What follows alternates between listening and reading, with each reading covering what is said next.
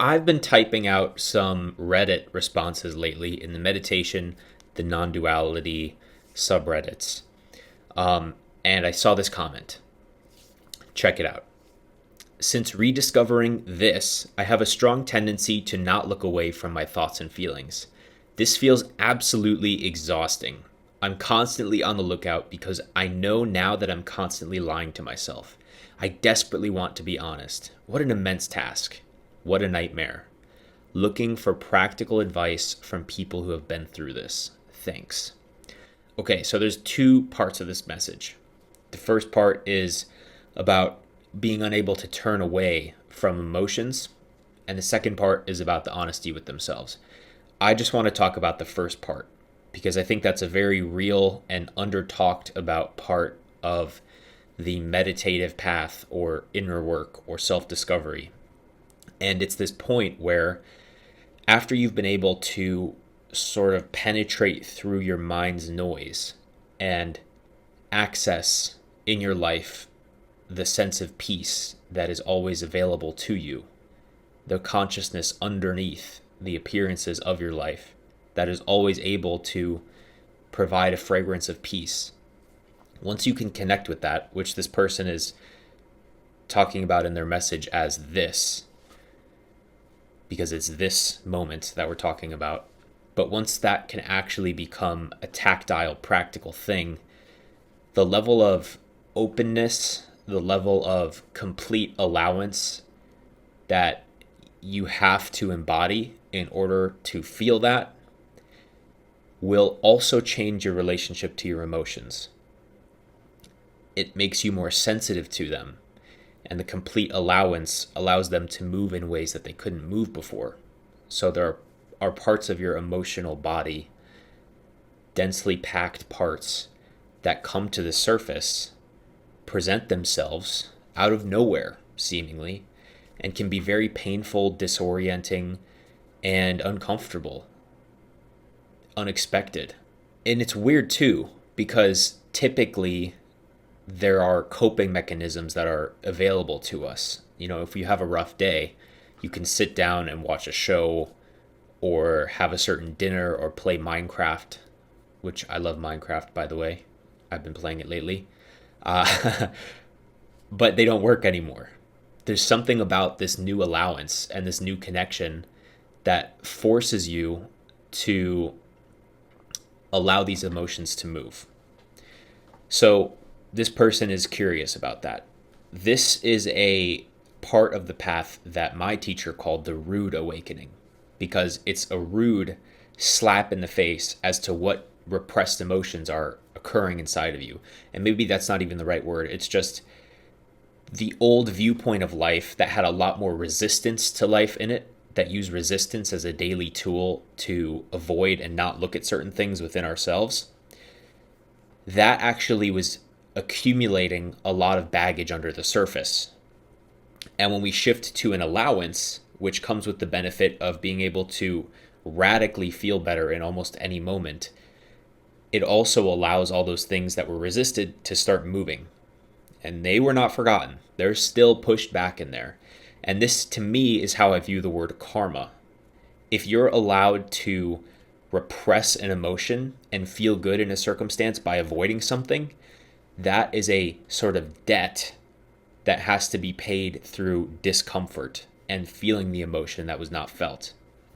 And it will be forced. It will come at you with force. And why is this disorienting for the person? It's because it screws with how you expected things to feel. It messes with your newfound peace. It's unexpected. It's uncertain. Like, what's happening to me? It's like some weird physical ailment, but it's emotional. When this happens, there's often a thing that you think, am I doing something wrong? Can I skip this stage? Can I skip all these emotions coming back? If you're authentically on this journey and this is authentically happening for you, it's not really a skippable thing. It's, if you've noticed, it's not happening by your own doing. It's happening through you on its own terms, on its own schedule, with no control from your part. Now, if you're not experiencing this, if there's some neurological thing that you're experiencing that you need to go to a doctor for, or there's some emotional issue that needs to be treated through medication or therapy, by all means, do that. And then you might be able to fix it right away, whatever it is. Maybe you have a fear of heights and you just move to the 17th story. Move away. That's the solution with that. But if we're talking about this thing where you've become much more deeply present in your life, and now there's a rush, maybe 2 months later, maybe a year later, of old feeling emotions coming back, then you can't really skip it like that. That's not an option. And if you want to rationalize it to yourself, the way I talk about it, or the way I like to think about it, is it's the price to pay for your psychological survival in your previous circumstances. You had to push these things away, and they will have to come back if you want to be able to reconnect with yourself in a deeper way. You just will. And the good news is you really don't have to do very much, because as this Reddit poster has clearly indicated by his language or her language, it's not something that they're working hard to do. It's already happening. So what's your job? Your job, if you're in this situation, is to learn how to let it move. This process is moving on its own as consciousness becomes more bright through you. And so your job is just to allow it to happen, which means allocate your attention properly to take care of your survival of your body. So that's eating, that's making sure you have food on the table and the lights are on and shelter, and your relationships so that you don't suffer even more greatly, so you can have some meaningful connections, whether that's through mentors, friends, family, lover, partner, etc. Oh, and then what you'll find is that as these emotions come up, there are resistances to it. And you need to have a dedicated time or a dedicated period of attention where you can fully give your attention to letting it move. At least that's how it was for me, and it's how it has been for many people in spiritual communities that I've talked with. You need to have a totally dedicated period of time, whether it's journaling, meditation, a walk, where you're fully allowing this thing to take your attention. And it's about the quality and the type of attention that is brought to this.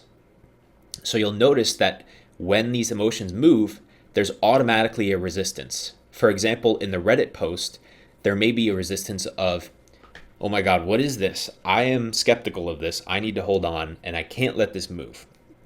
Okay, if that's happening, that might just be a top level cap on this emotional movement that's hesitant. Whoa, I don't know, if I let go a little more, I feel like a lot of stuff will keep moving even more.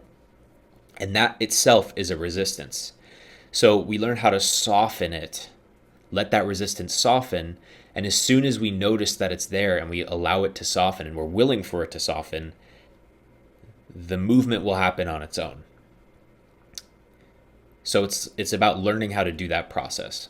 Another way that you can think of this process is that it's all these old things, the new capacity you have to be present, and the new capacity you have to be radically awake here to a point where it's a completely different inner landscape for you, is expanding to the point that it's no longer compatible with hiding from your previous emotions or deceiving yourself through these emotions, or deceiving yourself through self-deceptive lies that you tell in your head, hypocritical thinking. So it's dismantling that system in front of your face. All the energy, if you're dealing with this, you'll notice there's a lot of energy in the resistance, there's a lot of energy in the emotions and the trauma and the charge that's moving through you. All the energy invested in that is now being freed and let go of to be brought back to your presence, to be brought back to just your raw consciousness and mind. And when you don't spend the extra energy to do all that compartmentalization and pushing away, if you're anything like me, you will end up with a lot more energy. You will end up with a lot more ease and ability to be present with very little effort.